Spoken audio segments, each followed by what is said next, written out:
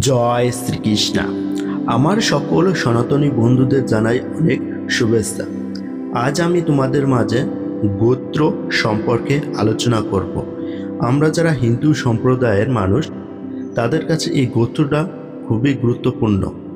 তাই এই ভিডিওটা তোমরা প্রথম থেকে শেষ পর্যন্ত দেখবে। সকল গোত্র সম্পর্কে তোমরা ভালোভাবে জানতে পারবে। প্রথম যে গোত্র নিয়ে আলোচনা করছি সেটা হলো কাশ্যপ গোত্র। কাশ্যপ ঋষির বংশধরদের কাশ্যপ গোত্র বলা হয়ে থাকে। ইনি ব্রহ্মপুত্র মরীচির ঔষধে ও কলার গর্ভে জন্মগ্রহণ করেন। তিনি দক্ষ প্রজাপতির 13 কন্যা বিবাহ করে। কশ্যপ দেব দৈত্যদের জন্মদাতা ছিলেন।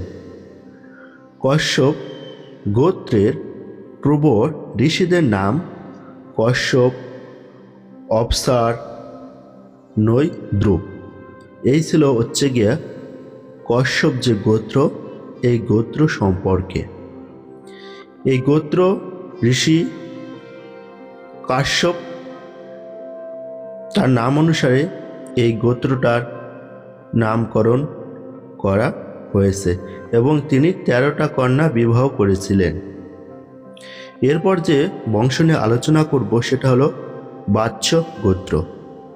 বাচ্ছ ঋষির বংশধরদের বলা হয় বাচ্ছ গোত্র।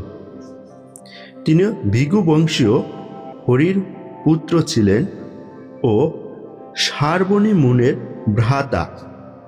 বাচ্ছ গোত্রের প্রবর ঋষিদের নাম ঐব্য, ত্রাবণ, ভাগব, জামদগ্ন, অপ্লুব্রত। এই বাচ্ছ গোত্রের নামকরণ করা হয় বাচ্ছ ঋষির নাম অনুসারে। এরপর যে গোত্রটা নিয়ে আমি আলোচনা করব সেটা হলো শিব গোত্র। নাথ বা দেবনাথ যোগীদের বলা হয় শিব গোত্র। ভগবান শিবের কণ্ঠ হতে এদের সৃষ্টি। শিব গোত্রের প্রবর ঋষিদের নাম শিব, শম্ভু, সরস, ভূধর, অপ্লাবত। ভগবান শিবের কণ্ঠ হতে এই শিব গোত্র এদের উৎপত্তি হয়েছে। এরপর আছে ধন্বন্তরী গোত্র।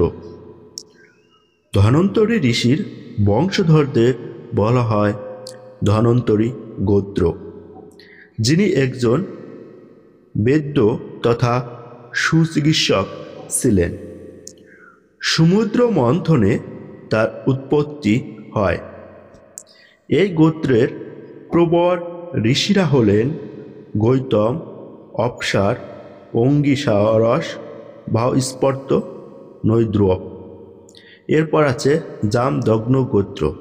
জামদগ্ন ঋষির বংশধরদের বলা হয় জামদগ্ন গোত্র। তিনি ছিলেন পরশুরামের ভ্রাতা। এই গোত্রের প্রবর ঋষিরা হলেন জামদগ্ন, বশিষ্ঠ, ঐব্য। বৃদ্ধি গোত্র। বৃদ্ধি ঋষির বংশধরদের বলা হয় বৃদ্ধি গোত্র। এই গোত্রের প্রবর ঋষিদের নাম ক্রু, অঙ্গিরস, ভাস্পর্তা। বৃদ্ধ ঋষির নাম অনুসারে এই বৃদ্ধি গোত্র। কৌণ্ডল্য গোত্র। কৌণ্ডল্য ঋষির বংশধরদের বলা হয় কৌণ্ডল্য গোত্র। স্কন্দ পুরাণে এই দৈবিক ঋষির উল্লেখ মেলে। প্রবর ঋষিদের নাম কৌণ্ডল্য, স্তিমিক, কচ্ছ। এরপর আছে শুনক গোত্র। শুনক ঋষির বংশধরদের বলা হয় শুনক গোত্র। তিনি ঐব্যের পৌত্র ছিলেন। শুনক গোত্রের প্রবর ঋষিদের নাম শুনক, সৈনক, গৃত, সমত। এরপর আছে শার্বর্ণ গোত্র। শার্বর্ণ মুনির বংশধরদের বলা হয় শার্বণ গোত্র। তিনি ছিলেন ভৃগু বংশীয় হরির পুত্র।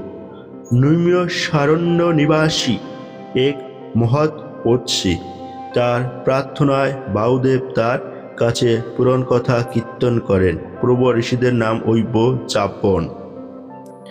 কৃষ্ণত্রেয় গোত্র। কৃষ্ণত্রেয় ঋষির বংশধরদের বলা হয় কৃষ্ণাত্রেয় গোত্র। হরিবংশ পুরাণে এই মহিষীর উল্লেখ মেলে। এই গোত্রের পূর্ব ঋষিদের নাম কৃষ্ণত্রেয়, আত্রেয়, আবাস।